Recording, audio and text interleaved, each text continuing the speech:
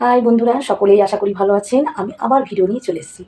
তো যে বিষয় নিয়ে বলবো, মানে সত্যি কারো ভালো লাগবে কি না, কার কতটা ভালো লাগবে আমি ঠিক বলতে পারছি না, তবে চেষ্টা করব। তো সেটা হচ্ছে হিংসা। হিংসা মানে হচ্ছে ঈর্ষা। তো মানুষের প্রতি হিংসা আছেই, প্লাস সব জায়গাতে এখন হিংসাত্ব মানে ছড়িয়ে গেছে বলতে পারেন। তো সেই কারণেই আজকে এই ভিডিও।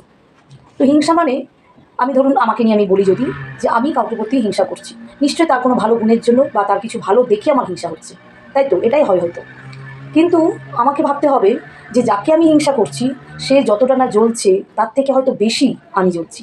কারণ হিংসাটা তো আমি তাকে করছি, সে তো করছে না।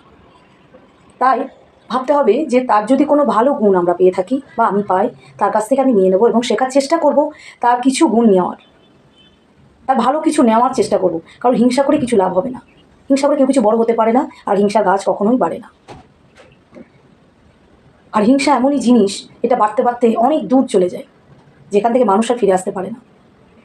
তাই আমাদেরকে সকলকেই আমি বলবো, এবং আমিও নিজেকে বলবো, যে হিংসা মানে এমনই যে যদি আমরা ওটাকে কন্ট্রোল করতে পারি এবং কি বলবো, তার প্রতি ভালো কিছু, তার গুণ এবং তার ভালো কিছু আমরা নিয়ে নিতে পারি বা তার মতো হওয়ার চেষ্টা করি, তাহলে হয়তো আমাদের কিছুটা হলেও মনে শান্তি পাবো।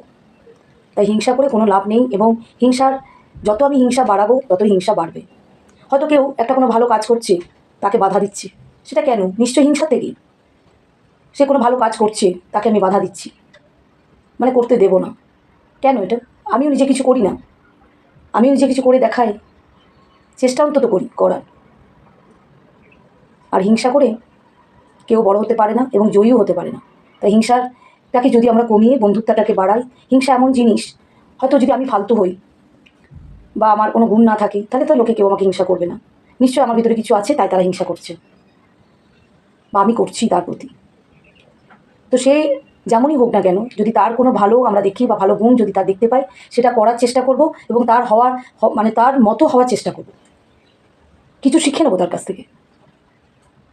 তাই আজকে এইটুকুই। সকলেই ভালো থাকুন, সবাই বন্ধুত্ব হাত বাড়ান, এবং কি বলবো, সবাই মন খুলে আমরা থাকতে শুরু করি, এইভাবেই যেন আমরা থাকতে পারি। টাটা।